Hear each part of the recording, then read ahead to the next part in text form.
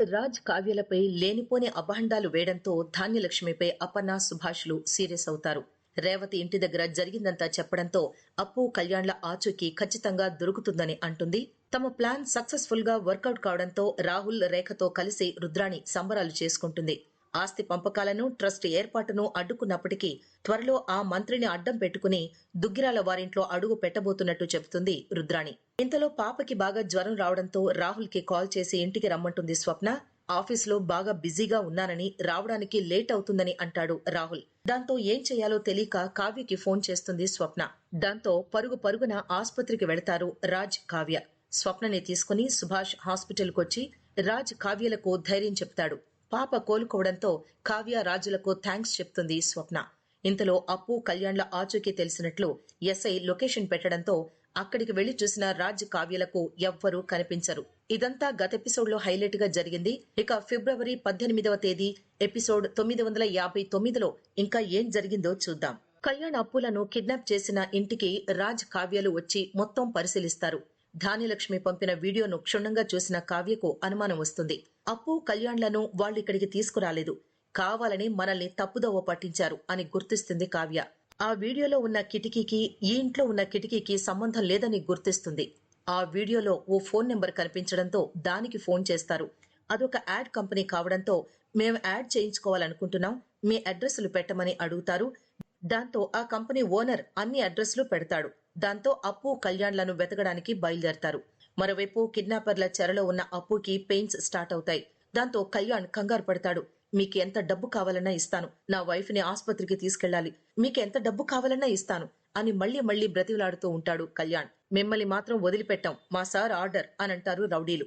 మా అన్నయ్య అలాంటి వాడు కాడు అని మండిపడతాడు కళ్యాణ్. నొప్పులు తట్టుకోలేక అప్పు ఏడుస్తూ ఉంటుంది. ఇంతలో రాజ్, కావ్య కళ్యాణ్ అప్పులను వెతుక్కుంటూ వచ్చి చూస్తారు. అప్పుకి పెయిన్స్ స్టార్ట్ అయ్యాయని. ఇప్పుడెలా అని కావ్య కంగారు పడుతుంది. దాంతో వాళ్ళిద్దరూ మరో డోర్ ద్వారా లోపలికెళ్లేందుకు ప్రయత్నిస్తారు. అన్ని వైపులా రౌడీలు ఉండడంతో ఎలోగాల వాళ్ల కళ్లు గప్పి అప్పు కళ్యాణ్ల దగ్గరికి చేరుకుని కట్లు విప్పేస్తారు. ఇంతలో రౌడీలొచ్చి వీరిని అడ్డుకుంటారు. కళ్యాణ్ అప్పులను విడిపిస్తూ ఉండగా రౌడీలు రాజుని పట్టుకుంటారు. అయినప్పటికీ అప్పుని తీసుకెళ్లిపోమని రాజ్ అంటాడు. దాంతో కావ్య అందర్నీ కర్రతో చితకొడుతుంది. అయితే రౌడీలు రాజుని విచక్షణారహితంగా కొట్టడంతో రాజ్ స్పృహ తప్పి పడిపోతాడు. వెంటనే రుద్రాణికి ఫోన్ చేసి కళ్యాణ్ అప్పులు తప్పించుకున్నారని చెప్తారు రౌడీలు. ఆ మాటలతో రుద్రాణి షాక్ అవుతుంది. పట్టుకోవడానికి చాలా ట్రై చేశాం కానీ వాళ్లు పారిపోయారు అని చెప్తారు. ఒక్కొక్కడు ఎద్దుల్లా ఉన్నారు, ఇద్దరిని కాపలా కాయలేకపోయారా అని రుద్రాణి మండిపడుతుంది.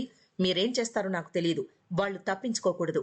వాళ్లు గనక ఎస్కేప్ అయితే నేను దొరికిపోతాను, కాబట్టి వాళ్ళని ఎలాగైనా చంపేయండి అని అంటుంది రుద్రాణి. తప్పించుకు వెళ్లిపోతున్న అప్పు కళ్యాణ్లను రౌడీలు పట్టుకుని రౌండప్ చేస్తారు. అప్పుని పట్టుకుని చంపబోతూ ఉండగా వదిలేయమంటూ బ్రతిమలాడుతాడు కళ్యాణ్. కత్తితో అప్పుని పొడవబోతూ ఉండగా రాజ్ వచ్చి అడ్డుకుని వాళ్లతో ఫైట్ చేస్తాడు. ఇంతలో కావ్య కార్ తీసుకొచ్చి అప్పు కళ్యాణ్లను తీసుకెళ్తుంది. రాజ్ మాత్రం రౌడీలతో ఒంటరిగా పోరాడుతూ ఉంటాడు. అప్పుని ఆస్పత్రిలో చేర్చడంతో డాక్టర్లు ఆపరేషన్ మొదలు పెడతారు. ఇంతలో దుగ్గిరాల ఫ్యామిలీ అంతా హాస్పిటల్కి వస్తుంది. అప్పుకి ఎలా ఉందని ధాన్యలక్ష్మి అడగ్గా నొప్పులు బాగా ఎక్కువయ్యాయి అని చెప్తాడు కళ్యాణ్. ఆ మాటలతో దుగ్గిరాల ఫ్యామిలీ మెంబర్స్ కంగారు పడతారు. డాక్టర్ ఏమన్నారని ఇందిర అడగ్గా ఇంకా ఏం చెప్పలేదు అని అంటాడు కళ్యాణ్. ధాన్యలక్ష్మి టెన్షన్ పడుతూ ఉండగా అప్పుకేం కాదని ధైర్యం చెప్తాడు రాజ్. ఆ మాటలతో ధాన్యం సీరియస్ అవుతూ నువ్వు మాట్లాడొద్దు అంటూ వార్నింగ్ ఇస్తుంది. చేసిందంతా చేసి ఇప్పుడు సర్ది చెప్తున్నావా? ఎందుకిదంతా? మీకు వాళ్ళు ఏం ద్రోహం చేశారని ఈ కక్ష? మీరే నా కొడుకు కోడల్ని కిడ్నాప్ చేస్తారు, మళ్ళీ మీరే గొప్ప వాళ్లలా హాస్పిటల్లో చేరుస్తారు. మీ నాటకాలు మాకు తెలియవా అని మండిపడుతుంది ధాన్యలక్ష్మి. అన్నయ్య, వదిన మమ్మల్ని కిడ్నాప్ చేయడం ఏంటి అని కళ్యాణ్ సీరియస్ అవుతాడు. ఆస్తిలో నీ వాటా నీకివ్వాల్సి వస్తుందని మీ ఇద్దరిని కిడ్నాప్ చేయించాడు అని అంటుంది ధాన్యం. తల్లిని చీ కొడతాడు. నువ్వు ఎవరిని తప్పుపడుతున్నావో, ఎవరి మీద నిందలు వేస్తున్నావో నీకేమైనా అర్థమవుతోందా? అన్నయ్య వదినలను మాట అనే ముందు కాస్త వెనక ముందు ఆలోచించు అంటూ సీరియస్ అవుతాడు. మమ్మల్ని కిడ్నాప్ చేశారు, కానీ అన్నయ్య వదినలు కాదు, ఎవరో కావాలని చేశారు. మాకేమీ అర్థం కాలేదు. ఎందుకు కిడ్నాప్ చేశారో తెలీదు.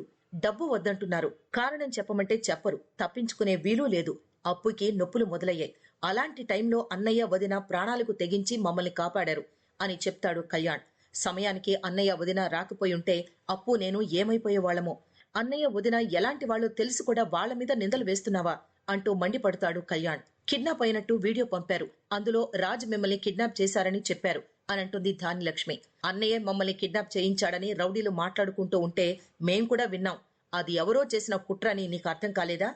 ఎవరో మన ఫ్యామిలీని తప్పుదోవ పట్టిస్తే అన్నయ్య వదినల్ని అనుమానించావు అంటూ ధాన్యంపై మండిపడతాడు కళ్యాణ్. ఇప్పటికీ నా కొడుకు కోడలు నీ కంటికి నేరస్తులాగే కనిపిస్తున్నారా అని అడుగుతుంది అపర్ణ. అభం శుభం తెలియని వాళ్ల మీద ఎన్ని నిందలు వేశావు? మాట జారే ముందు ఒక్క నిమిషం కూడా ఆలోచించవా అని సుభాష్ మండిపడతాడు. నింద నిజం కాదని నిరూపించడానికి వాళ్ళిద్దరూ ఇల్లు వదిలి వెళ్లిపోయారు అని అంటుంది అపర్ణ. మిమ్మల్ని ఆ పరిస్థితుల్లో చూసి ఏం చేస్తున్నానో ఎవరిని తప్పుపడుతున్నానో అర్థం కాలేదు అని అంటుంది ధాన్యలక్ష్మి. మన వాళ్ళెవరో పరాయి వాళ్ళెవరో మన కోసం పాటుపడే వాళ్ళెవరో తెలుసుకుని ప్రవర్తించాలి అని అంటుంది ఇందిర. అక్కడితో ఎపిసోడ్ ముగుస్తుంది.